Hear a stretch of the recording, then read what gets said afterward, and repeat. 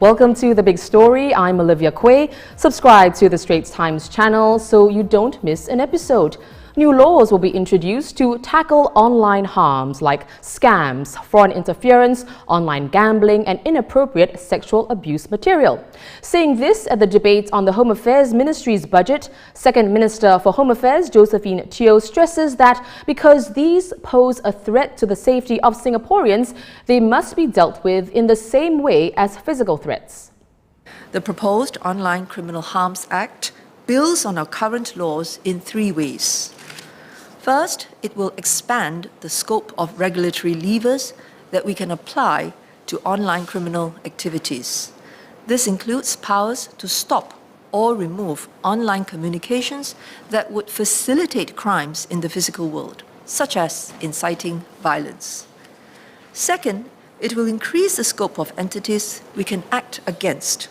It will cover all mediums of online communications through which criminal activities could be conducted. Third, it will introduce levers that deal more effectively with the nature of online criminal harms. To Mr. Derek Goh's question on how online entities can be involved in prevention and be held more accountable, the new legislation will introduce upstream measures to detect and reduce scams, such as safeguards against inauthentic accounts. This legislation will also apply to other malicious cyber activities like phishing. And testing for drug consumption at Singapore's checkpoints will be even more efficient with a new saliva test kit. It can produce results in about 10 minutes and has been deployed at checkpoints since last month and will soon also be used at roadblocks. The Home Affairs Ministry says the kit is an on-site preliminary screening tool. Its short turnaround time will aid officers in their assessment of potential drug abuse. Meanwhile, during the Defence Ministry's budget debate, Senior Minister of State Heng Chee Hao says the exit permit requirements for operationally ready national servicemen will be relaxed. From April this year onwards, NS men will only need to apply for an exit permit when they leave Singapore for 12 months or more, up from the current 6 months or more. This change reflects the growing mobility of Singaporeans, with many of our NS men staying or working overseas for longer duration. Let me assure members that we have studied this very carefully, and the SAF's operational readiness will not be affected as a result of this change. Mr. Heng also speaks about how it's important for national service to evolve and keep pace with Singapore's changing defence needs. He outlines how the NS Review Committee has introduced several initiatives aimed at improving the NS experience. And he points out new assessments that are being introduced to maximise how each serviceman can contribute their talents. We assessed the pre-enlistees' ability to do physical tasks such as running, jumping, and carrying heavy loads. This approach allows us to accurately match more servicemen to operational roles, as well as compared to the traditional approach of matching servicemen based only on their medical diagnosis. To date, 100 pre-enlistees with certain orthopedic conditions have undergone such functional assessments, and 75 have been found to be fit to be deployed to a wider range of operational roles than before. And with increasing cyber threats, new initiatives have been implemented to equip youths with useful cybersecurity skills. Launched last year, the Sentinel program enabled 300 students to learn about basic programming, cryptography, and network forensics. Our fourth service, the Digital Intelligence Service, launched the Sentinel program last year to equip youths with digital and cybersecurity skills. Students from participating secondary schools, junior colleges and polytechnics were offered hands-on workshops, engagement sessions and competitions. The program was carefully crafted to expose students to foundational skills such as basic programming, cryptography and network forensics. We received strong student interest in the pilot program and are working with other agencies such as the Cybersecurity Agency of Singapore to offer the program to students from all secondary schools, junior colleges, polytechnics, and ITEs in the coming years. Singapore will continue to strengthen relations with our most immediate neighbours, Malaysia, Indonesia and Brunei, which will allow the government to take advantage of opportunities in these three nations, from aviation information and military cooperation to law enforcement and economic agreements. But Foreign Affairs Minister Vivian Balakrishnan stresses that, as with all relationships, tensions may arise, but Singapore mustn't allow that to damage good ties. He cites the island of Pedra Branca as an example. However, as with any friendship, problems will arise from time to time.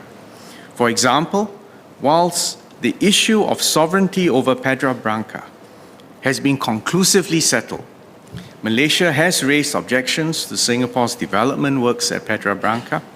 These works are needed to enhance maritime safety and security and to improve the search and rescue capabilities in that area. They also ensure that Pedra Branca is adequately protected against the threat of sea level rise. Let me assure you that these development works are fully in accordance with international law and Singapore's sovereignty over the island and its waters. We will manage our differences constructively and pragmatically and not allow any single issue to overshadow the entire relationship.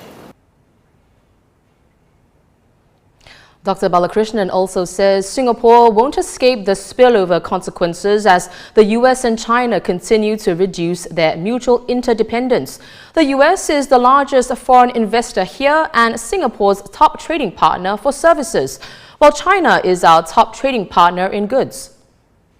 If the US and China get along, then Singapore will be ideally positioned to prosper. On the other hand, if things go wrong between them, these strengths can quickly turn into vulnerabilities. We have repeatedly stressed to both the US and China that Singapore, and indeed the countries in our region, want to maintain good relations with both countries. We do not wish to be forced to choose sides. We have always put Singapore's national interests first, and we take principled positions impartially, even if it does not always please one or the other superpower.